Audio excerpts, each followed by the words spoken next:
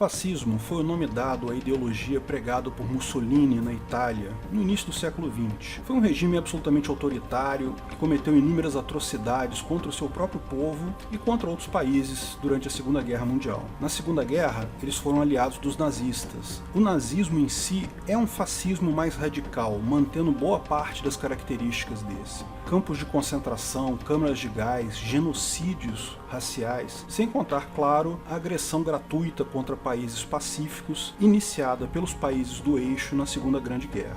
Esses são alguns exemplos das atrocidades cometidas em nome dessa ideologia. A história é um instrumento poderoso e a principal contribuição prática do seu estudo para o nosso dia a dia é nos ensinar a jamais repetir erros passados, tanto quando falamos de atos individuais, como quando falamos de formas de organização social. Dado que o que aconteceu na Itália fascista e na Alemanha nazista foi claramente algo errado, ninguém quer ser associado à tragédia que foram essas ideologias. Então, apesar de não existir uma única pessoa séria que se dispõe a defender o fascismo hoje, existe uma obsessão na internet por definir se o fascismo era de direita ou de esquerda. Há argumentos de todos os tipos apontando para todas as direções. Em época de eleição, particularmente, é comum candidatos tentarem colar em seus adversários o rótulo de fascista ou nazista.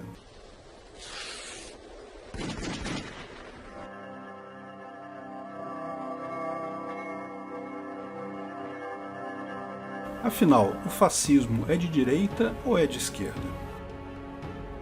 O objetivo dessa pergunta é identificar ideologias similares e que, portanto, podem levar ao fascismo. Busca-se, assim, evitar que o fascismo volte a acontecer. Porém, em sua essência, essa questão é um problema puramente semântico. Ou seja, para definir se fascismo é de esquerda ou de direita, tudo que se discute é a mera definição de palavras. Qual é a definição de esquerda, qual é a definição de direita e qual é a definição de fascismo? Se chegarmos a um acordo sobre a definição de cada um desses termos, não há mais nada a discutir. Se a definição de A for claramente próxima a B, a resposta está dada. Se for distante de ambas, podemos dizer que não é nenhuma coisa nem outra. Não existe questão lógica aí, apenas um problema semântico.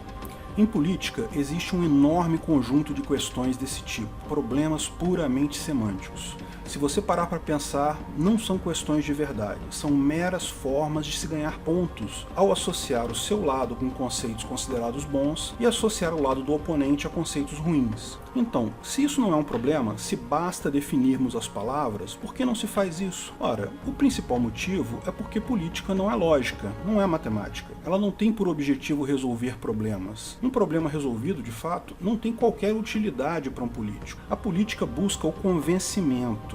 E para tal, cada lado vai querer definir esses termos conforme o que mais lhe convém, de forma a favorecer o seu ponto de vista.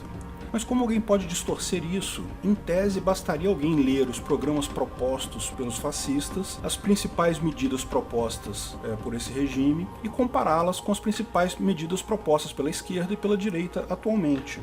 A questão é que toda classificação é uma simplificação. Sempre que você classifica alguma coisa em uma categoria, significa que você está focando nas características principais dessa coisa. Nenhuma laranja é exatamente igual a outra laranja, todas têm pequenas diferenças. Mas se você focar nas características principais, é redonda, cor de laranja, cítrica, é possível classificá-la sem problema. Então, ao decidir quais são as características principais, os fundamentos do fascismo, a esquerda foca em determinados pontos para jogar o fascismo para a direita. Da mesma forma, a direita tende a ver determinadas características como os principais para jogá-la na esquerda. A melhor saída para esse tipo de problema é ignorar as classificações que os outros fazem para você e fazer a classificação você mesmo. Procure o ideário fascista, o ideário nazista e compare com o que é o ideário da esquerda e da direita atual. Essa é a grande evolução que temos hoje, a informação. Em poucos minutos você pode fazer essa pesquisa no Google e tirar a conclusão por você mesmo. Lembre-se de buscar sites reconhecidos e fugir de opiniões e interpretações. Busque os fatos, não a interpretação que os outros fazem sobre esses. Mas aí entra um segundo tipo de argumento, que é o argumento de autoridade. O professor de história fulano de tal, no livro XYZ, define fascismo como um movimento de direita ou de esquerda. E se o cara é professor, estudou o assunto a fundo, a opinião dele deve ser aceita. Se formos contra ela, estaríamos indo contra o método científico. primeiro ponto é que é possível encontrar livros com a classificação do fascismo tanto na esquerda quanto na direita. Na verdade, saindo de livros didáticos de ensino básico e ensino médio, a maior parte dos livros de história se abstém de classificar diretamente o regime nazista entre direita e esquerda, simplesmente porque, como eu já expliquei aqui, essa classificação é impregnada de interesses políticos. Infelizmente, aqui no Brasil, existe um grande conjunto de livros didáticos de ensino básico e ensino médio que fazem a tal classificação repetindo a versão da esquerda, ou seja, colocando que o nazismo seria uma ideologia da direita. Repare que são livros didáticos, ou seja, superficiais sobre o assunto. Lógico, refletem a clara tendência ideológica do magistério Paulo Freire nacional. Quanto mais primário e simples é o nosso conhecimento sobre um assunto, mais temos certeza sobre ele. À medida que estudamos o assunto mais a fundo, é que percebemos as dificuldades, as incertezas. Pergunte para um aluno da 8ª série como é a estrutura do átomo. Ele vai te explicar com toda a certeza do mundo que tem os prótons e os nêutrons no núcleo, os elétrons girando em torno dele. Agora, pergunte para um doutor PhD em física nuclear como é a estrutura do átomo.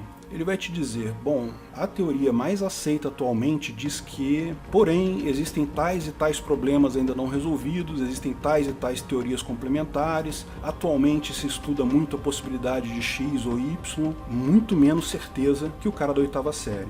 E lógico, isso se aplica também a esses livros. Livros para ensino básico e médio são simplificações. Há um motivo para livros didáticos serem mais simplificados que livros científicos de história, lógico. É a chamada curva de conhecimento. Ninguém conseguiria passar de ano se precisássemos estudar o modelo de Bohr, supersimetria, modelo M na 8ª série. Eu cheguei a estudar a teoria da relatividade geral do Einstein em Física 4 na faculdade. Eu achava que ia ser tranquilo, porque a gente ouve falar tanto de teoria da relatividade desde criança, coisa e tal, mas olha, é um inferno completo. Quando você efetivamente entra nos problemas relativísticos de física, quando a coisa cai numa prova, vai por mim, não é fácil não. Da mesma forma, estudiosos sérios do nazismo e do fascismo, no mundo todo, em sua maioria, não são tão rápidos e certos ao classificar o fenômeno. Quando chegam a classificar, o classificam como uma terceira via, sem ligação com a esquerda ou com a direita, ao contrário dos livros didáticos. Lógico, sempre será possível encontrar um ou outro autor colocando a classificação de um lado ou do outro. Deve-se lembrar que, ao contrário das ciências físicas e químicas, onde o método científico fornece uma maneira clara de estabelecer a verdade acima de qualquer questionamento, em ciências sociais isso não é possível. O método científico exige fazer uma questão, estudar o assunto, elaborar a hipótese e fazer um teste dessa hipótese de forma que ele possa ser reproduzido por outros de forma independente. Em ciências sociais você pode questionar, pode estudar, elaborar hipóteses, mas não é possível fazer testes reprodutíveis. Em química, se alguém diz que PV igual a nRT, qualquer um pode fazer uma experiência e verificar que isso é verdade. Mas é impossível fazer isso quando se trata de política ou, de fato, com qualquer ciência social. Falei um pouco mais sobre isso no vídeo sobre a Suécia. Então, embora os fatos históricos sejam inquestionáveis, a interpretação sobre eles, a classificação desses fenômenos e o foco nas características principais não é inquestionável de forma alguma. E nessa linha, existe uma terceira classe de argumentos que são os argumentos associativos. Ninguém discute o fato de que Mussolini se declarava antissocialista. Hitler surgiu politicamente na Alemanha, na década de 1920, se contrapondo à Revolução Comunista da Bavária, ou seja, surgiu brigando contra a esquerda marxista. Também é notório que, embora a Alemanha tenha sido derrotada pelo conjunto dos aliados, quem efetivamente invadiu Berlim no final da guerra foram os soviéticos, foram os comunistas da esquerda. Como alguém de esquerda pode ser contra a esquerda, alegam os esquerdistas. Embora, bem, existem inúmeros casos de regimes esquerdistas que brigavam um contra os outros, né? Da mesma forma, pode-se contrapor que é fato indiscutível que Mussolini também se declarava antiliberal e anticonservador, ou seja, também se declarava fora da direita. A palavra nazista surge da concentração da palavra alemã que significa nacional-socialismo. O nome completo do partido do Hitler era Partido Nacional Socialista dos Trabalhadores Alemães. Soa familiar, não? Também é de conhecimento geral que a Segunda Guerra não foi iniciada apenas por Hitler, mas que houve um pacto desse com a União Soviética, comandada por Stalin, e ambos invadiram e dividiram a Polônia no início da guerra. De fato, a Alemanha e a União Soviética começaram a guerra juntos, e Hitler só resolveu se virar contra a União Soviética depois que essa invadiu a Turquia, que também era aliada dos alemães.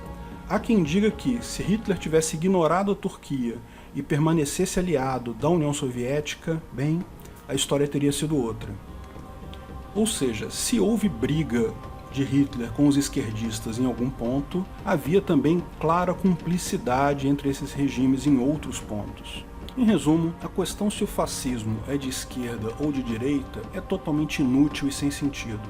As respostas são meramente jogadas políticas vazias. Apesar disso, essa questão está fadada a ser debatida por toda a eternidade, porque sempre haverá argumentos para os dois lados. Mas olha, isso não significa que eu, pessoalmente, não tenha uma posição sobre ela. Como eu disse, toda e qualquer classificação é uma simplificação. Vai sempre se olhar para algo grande e complexo, com milhares de facetas e algumas particularidades, e escolher algumas características como importantes. Na minha opinião, a melhor forma de enxergar a classificação de espectros políticos é através do diagrama de Nolan. A classificação esquerda-direita simplesmente não é capaz de capturar todas as nuances dos diferentes tipos de ideologia que existem. Falei já sobre esse diagrama no livro sobre os diversos tipos de libertarianismo.